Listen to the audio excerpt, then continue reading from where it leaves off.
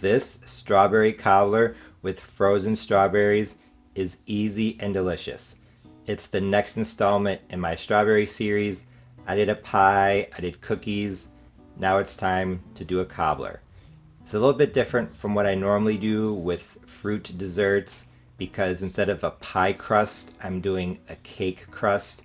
It's going to be light and fluffy instead of flaky and crispy, so it's going to be really good. I'm also changing up the flavor profile of the fruit filling because, in my opinion, why have a pie and a cobbler, two recipes that are almost the same? So this cobbler recipe has both the crust and the filling. Let's go over the filling first. I'm using one 16-ounce bag or 454 grams of frozen strawberries. They're defrosted, and I did take a knife and cut up some of the larger strawberries so that they're all about the same size. To that, I'm going to add half a cup of sugar, 105 grams as I measure it, a tablespoon of lemon juice, and then here's where it differs from the pie. I'm going to add a fourth of a teaspoon of cinnamon. Some strawberry pie recipes have cinnamon, so I'm going to give that a try. Also, a little over 3/4 of a teaspoon, I'll say, of lemon zest, the zest from the lemon.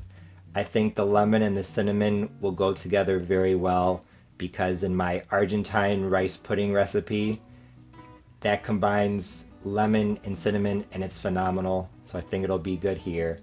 And then half a teaspoon of strawberry extract. I've never put extract into pie when it's a fruit extract and it's the same flavor as the fruit, so that'll be interesting. And now for the crust. I'm using half a cup of all-purpose flour along with 3/4 of a teaspoon of baking powder and a 1/4 teaspoon of salt. If you have all-purpose flour, then just use half a cup, or excuse me, if you have self-rising flour, just use half a cup of self-rising, but the amount of baking powder and salt that I use for the half of a cup of all-purpose is the proportions you would use if you were making your self-rising flour. I'm also going to include half a cup of sugar, 105 grams, and also the way that I measure flour, half a cup would be 75 grams. If you want to use 1/3 of a cup of sugar instead of a half in both the filling and the crust, I think that would be fine. I went back and forth as to how much sugar to use. It seems like in these cakey cobbler recipes, people add sugar to both the fruit filling and the crust, so that's what I'll do. I'm also adding half of a cup of milk. I'm using whole, I'm sure you could use whatever you want, and half of a stick of butter. So if you have self-rising flour, think of half, half, half. Half a cup of flour, half a cup of milk, half a stick of butter, and along with half of a teaspoon of vanilla extract. So like I said, if you have self-rising flour, half, half, half. What I'm going to do now is I'm going to mix everything together for the filling. Oh, and I did add 1/8 of a teaspoon of salt to the sugar for the filling. I'm adding the strawberry extract, lemon juice, and yes, the lemon juice, I'm going to add the vanilla extract to the milk. It might seem a bit odd to add lemon juice to a strawberry dessert, but honestly, strawberries on their own, when they're cooked, they're kind of bland, surprisingly. So I definitely think you want to add a sour component. I'm in the process of melting the butter, so I'm going to make the cake batter. I'm just going to mix together the flour and the sugar, and actually I'm going to do that in here. I'm going to use my fork to break up any lumps, and And then I'm going to add my milk with the vanilla extract. My butter is now melted. All I did is that I broke apart that half stick of butter, spread the pieces around the 8x8 pyrex dish, put it into the microwave for 3 increments of 30 seconds. Then when it came out, I just swirled it around to coat the sides. Now it's done. And yes, your glass pyrex can go into the microwave. My oven is preheating to 350. You could melt the butter in the oven as well, or separately, whatever you want to do is fine. Like I said, this cobbler is easy, but it just has one stipulation. Do not stir. We are going to put the layers in one in at a time, but without stirring. So my filling, my strawberry filling is ready, my batter is ready, my butter is melted. I'm just going to pour my, and that is not fully incorporated. I am going to just pour my batter into the dish with the melted butter. And now all of the crust, or the batter for the crust, is in the pan. Now I'm going to put in the strawberry filling. And like I said, no mixing. So what I'm going to do is I'm going to take my spoon and I'm just going to try to evenly distribute the fruit. And if I see any big pieces of fruit, I'm going to break them up so that each and every bite has a little bit of fruit in it. I'm not quite sure why, but this recipe does not work if you mix everything together. So this cake batter cobbler is kind of like a dump cake.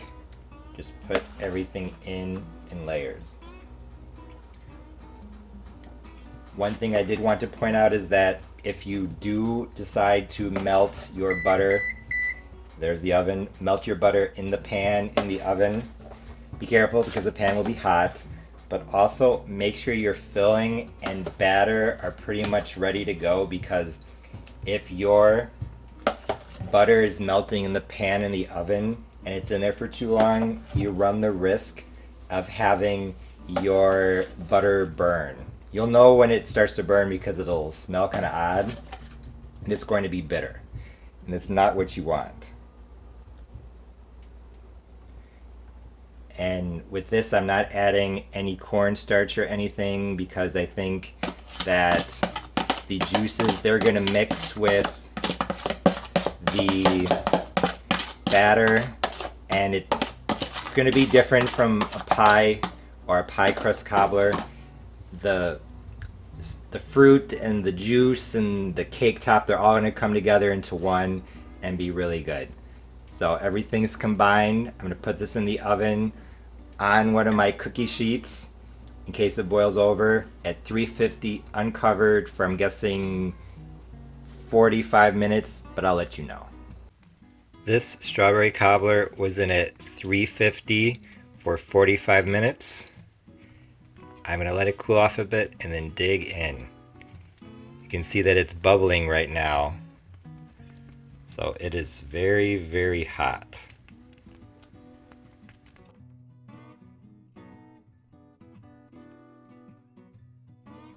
I'm now ready to dig into my strawberry cobbler. It's been out of the oven for 35, maybe 40 minutes. I can touch here, no problem at all, but the bottom for maybe 10 or 15 seconds, and then it's still a bit too hot. But I think this will be good warm. I think it's going to be juicy, so I'm going to use a spatula. I'm going to serve it in a bowl. You can see the crust is nice and golden brown.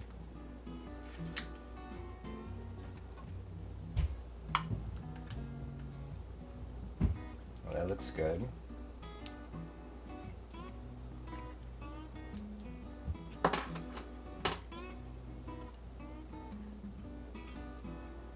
Now I'm going to add a little bit of ice cream, maybe, and give it a try.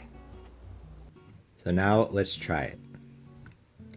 You get some of that crust, some of the strawberries. Get an up close look. It's good.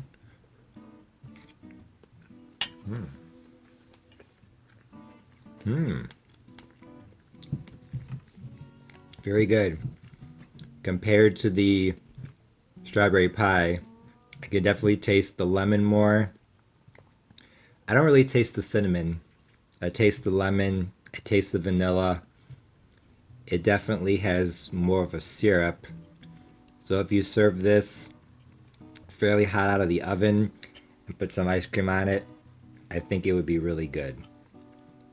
If you're looking for an easy homemade strawberry cobbler recipe with frozen strawberries that you can make at any time of the year, Thanksgiving, Christmas, whenever, and you like a cakey top that's light and fluffy, not like a crispy or flaky pie crust, give this a try.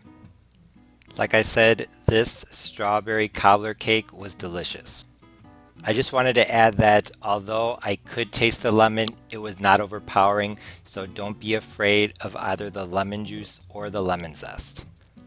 Although I don't think adding the strawberry extract hurt it, I honestly couldn't tell that there was extra strawberry flavor, so if you leave it out, that's totally fine, I think. Once again, this cobbler was delicious. I hope you give it a try. Thanks for watching. See you next time. Bye.